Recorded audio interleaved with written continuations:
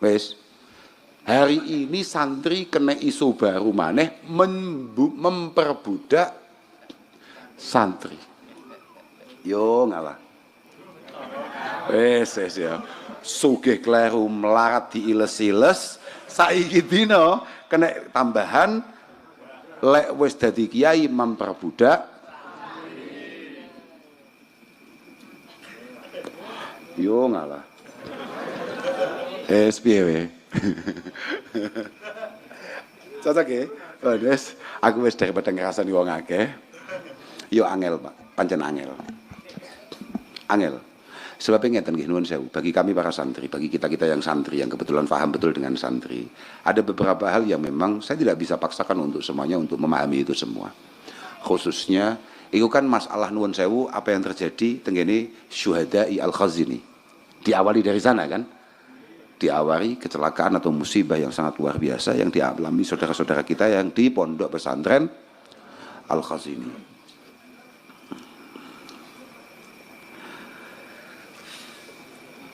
Kemudian beberapa pondok-pondok di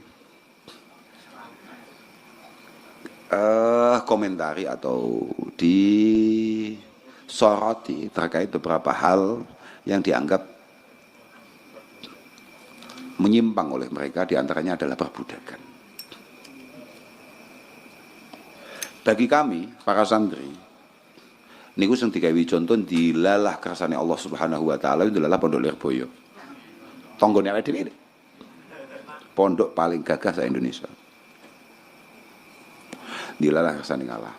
Karena di sana ono kerja bakti yang biasa disebut oleh para santri yang namanya roan, itu diupload dengan penuh kebanggaan oleh para santri. Paham nggak? Kak Balen ini. Itu diupload dengan penuh kesadaran dan kebanggaan oleh para sama takokno santri Lirboyo. Betapa bangganya berkesempatan untuk terlibat dalam kerja bakti atau roan itu tadi. Pasti itu. Dan itu ada di setiap otak dan pikiran semua santri. Yang ternyata hari ini otak-otak model santri-santri Lirboyo, santri-santri kaya awake dhewe ini dianggap otak-otak kosong. Otak-otak sing gak jelas. Paham gak? Maka akan sangat sulit bagi kita untuk menjelaskan bahwa cara gampangan ini loh, Pak. Jadi awake dhewe akan menjelasne dawuh ana abduman allamani walau ana abduman allamani walau harfan wahida. Itu sulit, paham? Kita semua ini sebagai para santri itu memang budak daripada beliau-beliau para masyayikh. Aku koyok sering ngomong tuh bahwa kami ini punya kiai-kiai lisadatun min izhim aqdamuhum fauqal jibah illam akun minhum fali fi hubbihim aizzun wajah. Bahwa kami ini memang punya guru-guru, punya kiai-kiai yang mohon maaf kami sangat rela. Ya memang sekosong itu otak kita, setolol itu otak kita para santri. Tadi aku juga iso jelas nih ngene wong-wong kuwi. Dan saya juga nggak pengen menjelaskan apapun kepada mereka yang kebetulan bukan santri. Iki aku mek cerita tok, hanya untuk pengingat bagi kita para santri. Kamu ndak usah panik, karena memang kita ndak perlu menjelaskan itu. Selain kita nggak punya kemampuan menjelaskan, memang kita ndak punya kewajiban menjelaskan. Karena kita ini punya satu keyakinan bahwa li sadatun min izhim aqdamuhum fauqal jibah ilam akun minhum fali fi hubbihim izzun wajah.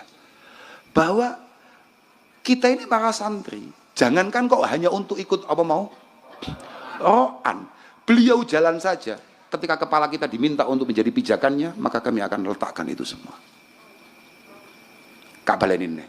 Jangankan hanya ikut roan. Ini ya cara mau potong, ya kiamat ini. Tapi apa? Makanya kulon masya Allah saestu panjenengan yang di luar sana yang kebetulan buatan santri, saestu memang kami santri-santri itu ya setolol itu dalam cinta kami terhadap para guru-guru kami. Paham? Dan itu memang begitu. Karena kami tahu betul. Artinya kami ini dari awal ngerti betul bahwa ilam akun minhum, kalau memang kami tidak ditakdirkan untuk kemudian memiliki apa yang beliau miliki. Kita tidak ditakdirkan menjadi seperti beliau-beliau. Paling tidak kita hanya mencintai atau bahkan berkesempatan ngeladeni tok. iku wis istimewa banget menurut kami. Dan itu sulit diterima, paham ora?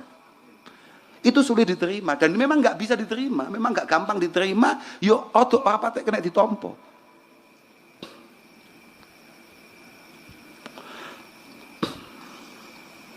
Angkane ya Allah. Piye ya? Ada satu hal yang tidak bisa kita jelaskan kepada mereka bahwa santri itu selalu punya satu keyakinan sing jenengi barokah. Paham Bapak? Sing jenengi barokah.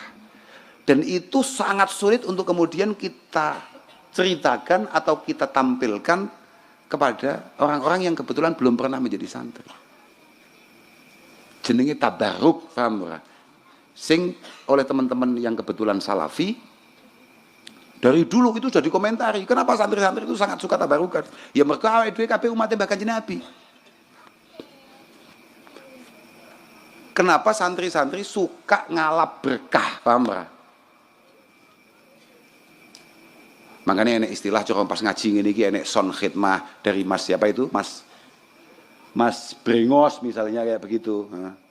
Kayak ada dari Pak Puji atau dari siapapun yang khidmah. Kenapa kok santri duwe watak model ngono kuwi? Ya memang dari dulu Mbah Kanjeng Nabi begitu. Karena Rasulullah sallallahu alaihi wasallam ia ba'asu ilal matahir fayu'ta bil ma' fayashrabuhu yarju barakata aidil muslimin. Wes. Kanjeng Nabi ngersakne toyo wudu dan beliau minta air dari tempat di mana orang-orang wudu, artinya dari pawudon umum lah gampangane ngono lho.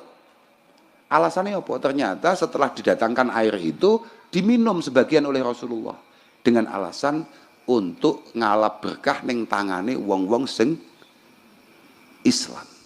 Ngalap berkah lha itu fayash robuhu yarju. Kanjeng Nabi mengharapkan keberkahan barokata aidil muslimin. Kanjeng Nabi butuh berkahe wong-wong Islam. Maka ini merupakan satu dalil ala jawazi tabarukil fadil bil mafdul. Ini merupakan dalil bahwa yang di atas itu bisa ngalap berkah kambek sing nang ngesor. Apa maneh sing nang ngesor nang sing sampean paham maksudku mboten?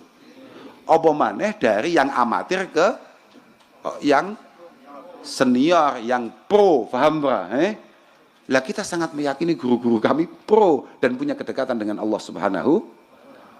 Al-Imam Al-Hasan Basri, salah satu orang yang dianggap oleh semua ulama yang paling mirip karakternya dengan Rasulullah Shallallahu Alaihi Wasallam, ikut diyakini mendapatkan itu semua karena keberkahannya, pengabdiannya kedua orang tuanya. Al-Imam Hasan Al-Basri itu kebetulan orang tuanya sama-sama budak.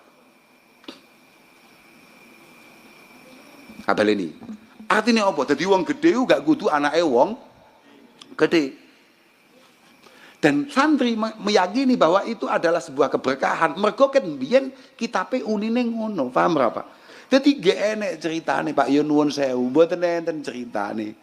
Kula mulai belajar ndamel godaan kagem lari-lari iki. Lari kula namung kedik, lari kula namung pira? 30 apa pira apa selawe aku gak patek paham. Niki.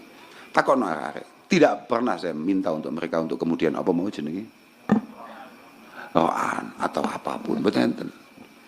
Tapi kami mengerti bahwa kalau kami pas lagi menjadi santri, ini rohan itu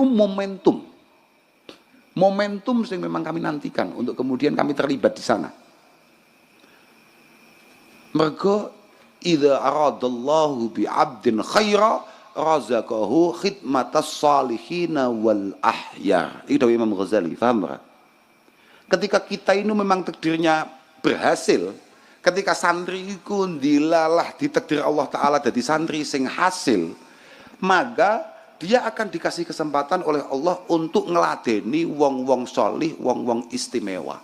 Dan mohon maaf, ribuan santri Lirboyo itu tidak semuanya punya kemampuan, kesempatan untuk berkhidmah langsung kepada para masyayikh. Dan saya pikir mereka akan habis-habisan untuk memiliki secuil kesempatan berkhidmah lewat peroanan. Dan itu pun yang terjadi di pelosok atau dimanapun. Gak ono aslinya perintah. Di pelosok pun selalu dilarang.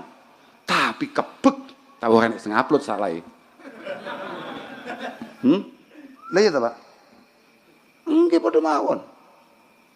Lah lek kula mboten enten sing roan menyen aku gak duwe santri. Aku duwe jamaah modele koyo kowe. Melas. Tapi beliau as-salihin wal ahyar itu adalah satu kesempatan di mata para santri. Kak baleni nih. Beliau as-salihin wal ahyar. Beliau para ulama. Itu kalau di mata para santri adalah kesempatan besar. Paham, Pak? Lah ketika dia tidak bisa mendekat untuk mengabdi secara langsung, maka ro'an adalah satu di antara sekian banyak solusi menterlibatkan diri sebagai khadimul ma'had, khadimul masyayikh. Paham gak sampean? Lah ini enak dipahami wong awakmu padha-padha santri ini. Nah om pas gak santri ya berat. Kak terus nih. Syekh Hasan Basri iku kebetulan wong tuane iku budak. Sing siji iku ngladeni Zaid bin Sabit bapake. Sing ibuke sing asmane Khairah, sing biyen tau Kak gojloki mergo ndelalah padha kambek jenenge ibuke. Sapa jenenge? Mas'ud. Nggih ta? Ibuke asmane Khairah itu adalah khadimah tukang laden-ladene Ummul Mukminin zaujati Rasul Shadiqil Amin Sayyidina Muhammad sallallahu alaihi wasallam Ummi Salamah. Beliau khidmah nang kene Sayyidah Ummi Salamah. Dan all out, beliau super total sampai sering meninggalkan putranya yang jenenge Al Imam Al Hasan Basri kuwi. Makanya kadang-kadang Sayyidah Ummi Salamah gupuh. Ngerti gupuh ora?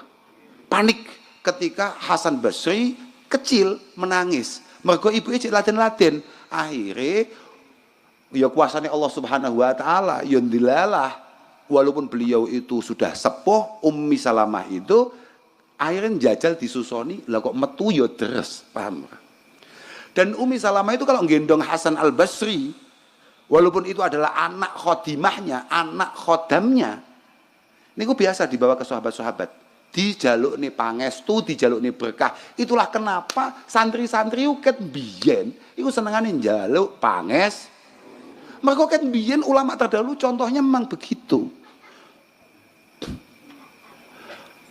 Di antara donga yang paling populer itu adalah dongane Sayyidina Umar untuk Al Imam Hasan Al Basri, faqihu fiddin.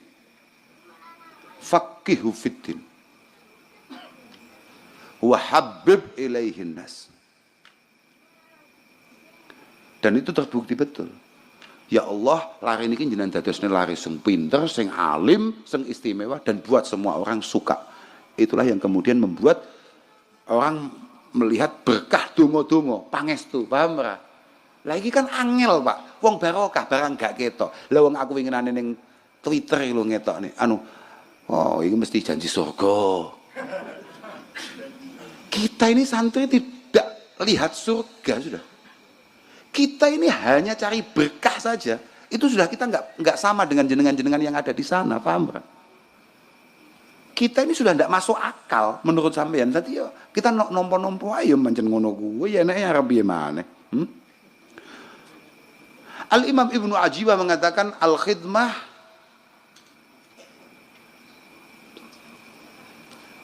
qurbatun azimah wa manqabatun jasimah. Khidmah itu gak gampang, Pak.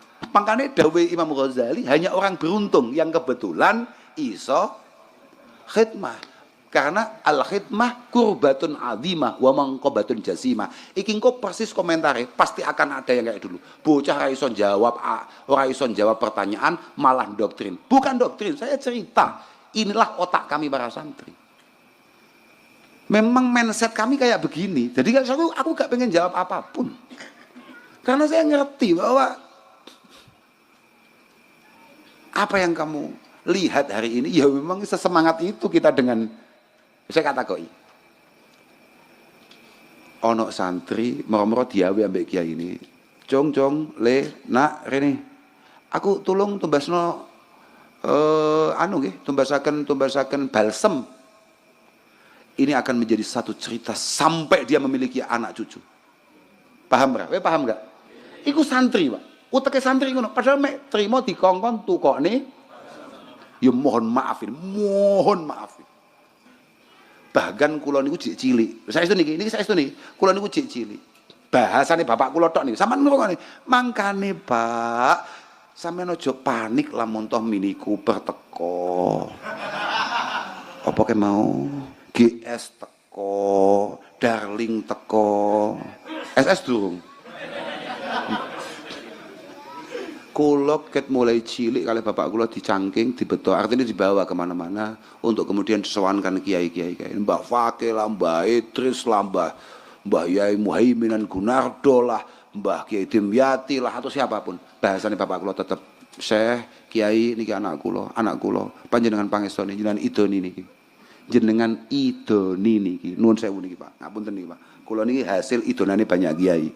Tapi kok gak gawat. Dan ini menurut kami adalah satu kebanggaan yang tidak bisa kamu bayar dengan apapun. Paham kan? Jadi aku kecil wis yakin aku sok mesti melete wis paham aku. Lah wong sing mangestoni sakmono akeh. Itu ada di otaknya para santri. Tapi itu sangat sulit untuk dijelaskan kepada orang yang kebetulan non. Jadi kalau nggih pengen jelasin ya aku yo bingung.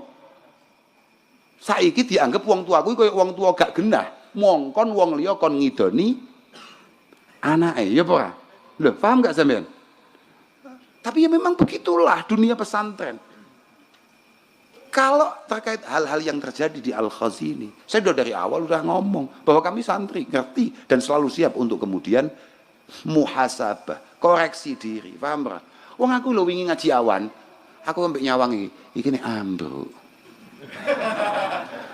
Iki Mas yo gek enek sing ngewangi sing nukokne. Tapi sing bahas mesti pirang-pirang. Paham gak? Iki tuku-tuku dhewe, nyalang-nyalangi dhewe. Tapi sekali ambruk, sak Indonesia iso nyalani. Saman paham gak? Dan itulah yang terjadi di beberapa pondok-pondok pesantren. Dan yang paling baru adalah di Al-Khazini. Dari awal, bayang lho Pak. Kula niku sampai, kula kan wallahil azim. Kula mboten ngerti blas bocah-bocah niku tarikane piro. Dan saya juga tidak pernah merasa menerima secuil dari tarikane bocah-bocah niku. Kula takok. Bulanan di pondok Al-Mubarak Al-Khazini, penuh berkah pondok Al-Khazini. Saya kenapa ngomongkan pondok itu penuh berkah? Karena dari sanalah para guru-guru kita dididik, dari sanalah guru-guru kita mendapatkan apa yang beliau dapatkan. Mbah Khalil lah, Mbah Hashim lah, dan kiai-kiai yang lain semuanya berangkatnya dari sana. Paham gak?